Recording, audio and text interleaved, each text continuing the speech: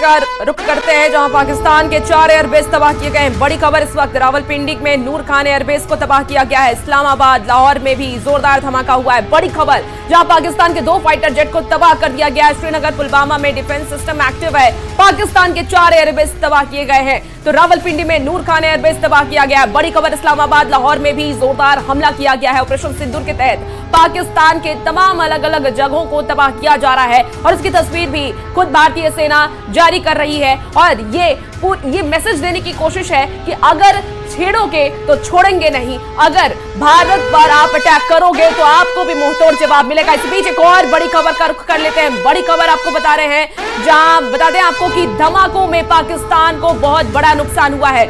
धमाके में पाकिस्तान के कई फाइटर जेट तबाह हो गए हैं। भारत ने एयर टू सरफेस मिसाइल को भी तबाह किया है और पाकिस्तान के 2 फाइटर जेट तबाह हुए हैं। श्रीनगर पर 5 मिसाइलें दागी गई थी, जिसको भारतीय सेना ने मुंहतोड़ जवाब देकर के उसे नष्ट कर दिया, नेस्तनाबूद कर दिया है। भारत ने एयर टू सरफेस को भी तबाह किया। बड़ी खबर जहां धमाकों में पाकिस्तान को बहुत बड़ा नुकसान हुआ है। बिल्कुल, तो देखिए धमाके किए जा रहे हैं और जिस धमाके किए जा रहे हैं, जिस डिफेंस सिस्टम का इस्तेमाल किया जा रहा है, हम उसकी भी चर्चा कर रहे थे कि प्रधानमंत्री नरेंद्र मोदी के कार्यकाल में किस तरीके से खरीदारियां की गई। इस बीच एक और बड़ी खबर सामने आ रही है, उस बड़ी खबर का रुख कर लेते हैं। ऑपरेशन सिंदूर से जुड़ी इस वक्त की बड़ी खबर कि पाकिस्तान के हमले की कोशिश नाकाम की गई है। अमृतसर में भारतीय सेना ने मुंहतोड़ जवाब दिया है। सेना ने पाकिस्तानी मिसाइल को मार गिराया है। मुगलानी की अगर बात करें तो यहां पर पाकिस्तानी मिसाइल को मार गिराया गया। तो पाकिस्तान लगातार हमले की कोशिश कर रहा है, लेकिन अमृतसर में भारतीय सेना ने मुंहतोड़ जवाब भी दिया है। सेना ने पाकिस्तानी मिसाइल को मार गिराया। इस बीच खबर है कि मुगलानी कोट गांव में मिसाइल के टुकड़े मिले हैं, जिसकी तस्वीर भी देखने को मिल रही है। तो चाहे पंजाब हो, राजस्थान हो, यहां पर मिसाइल के टुकड़े जो है वो देखने को मिले हैं कई जगहों पर। और ये सबूत है कि किस तरीके से आप जो मिसाइल छोड़ रहे हैं, जो आप ड्रोन का इस्तेमाल कर रहे हैं, हम उन ड्रोन का किस तरीके से मार गिरा रहे हैं। हालांकि पाकिस्तान भी अपने अपने दावे जो है वो जरूर कर रहा है। दहशत में इतना है कि गुमराह करने की कोशिश भी कर रहा है और अपने नागरिकों को ये बताने की कोशिश कर रहा है कि उनके नागरिक जो है वो सरकार पर भरोसा करें। तो उसके पास बरगलाने के लिए कुछ ज्यादा बचता भी नहीं है। लेकिन पाकिस्तान के हमले की जो कोशिश है वो किस तरीके से नाकाम की जा रही है, ये आप समझ सकते हैं। हम अपने डिफेंस सिस्टम की बात कर रहे थे, इस 400 वायु रक्षा प्रणाली की बात कर रहे थे। और देखिए इसकी अगर खरीद की बात करें तो 2018 में रूस से ये करार हुआ था और हमने इस सैन्य उपकरण को खरीदा था, जिसका इस्तेमाल हम अपने डिफेंस सिस्टम के लिए कर रहे हैं। इसके साथ साथ बता दें कि जो आधुनिकीकरण है, जो आधुनिक तकनीक से लैस है, वो उपकरण, सैन्य उपकरण हमारे पास मौजूद है और उससे हम लगातार पाकिस्तान को जवाब दे रहे हैं। इसके बाद बता दें कि 2016 में फ्रांस से 36 राफेल जेट का सौदा जो है वो किया गया। ये हम इसलिए जिक्र कर रहे हैं कि प्रधानमंत्री नरेंद्र मोदी के कार्यकाल में अपने डिफेंस सिस्टम को किस तरीके से मजबूत किया गया, कैसे हमारी सैन्य शक्तियां जो है वो बढ़ती चली गई। 2022 की अगर बात करें तो भारतीय वायुसेना में कई जो सैन्य उपकरण है वो शामिल किए गए। इसके साथ साथ अमेरिका से 22 H-64 अपाचे अटैक हेलीकॉप्टर जो है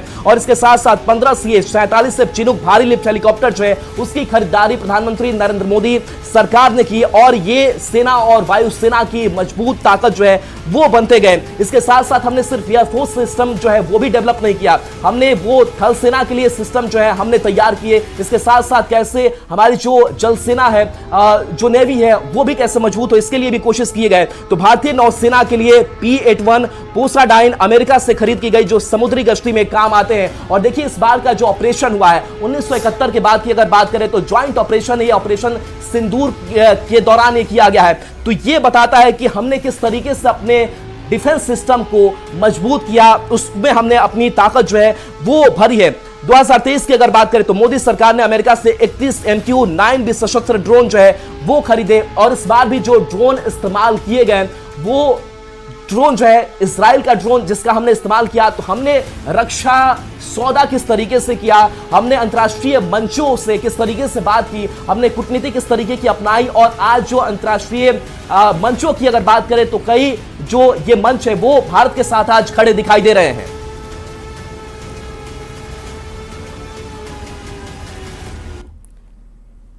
और बुरे वक्त में दोस्त ही दोस्त की मदद करता है। और इस वक्त जब पाकिस्तान अपने सबसे बुरे दौर से गुजर रहा है तो उसे अपने आतंकी मित्रों की याद सता रही है। दुनिया ने मुंह तोड़ मोड़ लिया है। आपको बता दें कि दुनिया ने अब मुंह मोड़ लिया है तो पाकिस्तान एक बार फिर आतंकियों की गोद में बैठने के लिए तैयार है। लेकिन हमारा बेशरम और बेहयाल पड़ोसी ये समझ नहीं रहा है कि चाहे कितने भी आतंकी या आतंकी संगठन उसकी मदद के लिए आ जाए, कोई भी बच नहीं पाएगा, क्योंकि ये हिंदुस्तान है।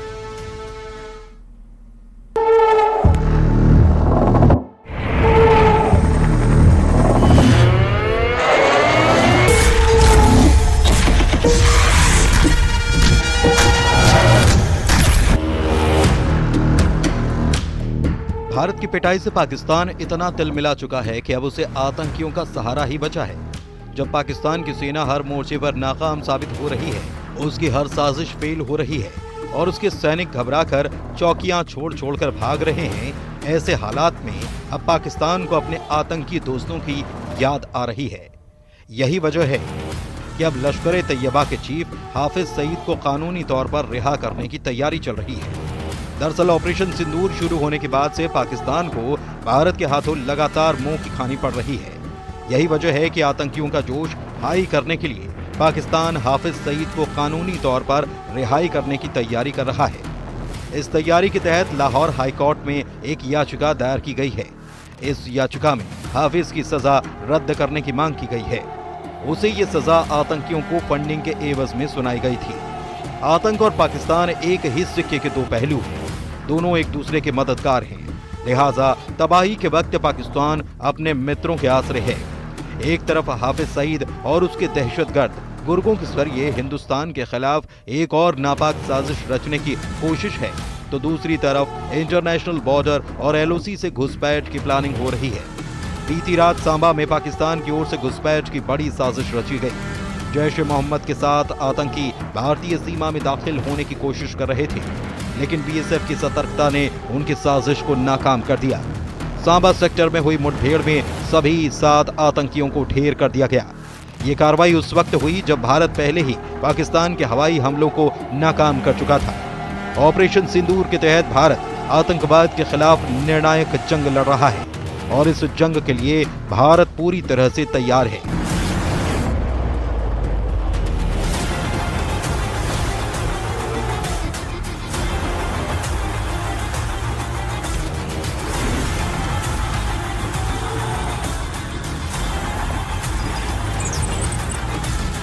चाहे वह LOC पर गोलीबारी का जवाब देने की बात हो, चाहे पाकिस्तान के सीधे हमलों का जवाब देने की बात, या फिर आतंकियों के सहारे पाकिस्तान की नई साजिश को विफल करने की बात, भारतीय सशस्त्र बल पूरी तरह से मुस्तैद हैं।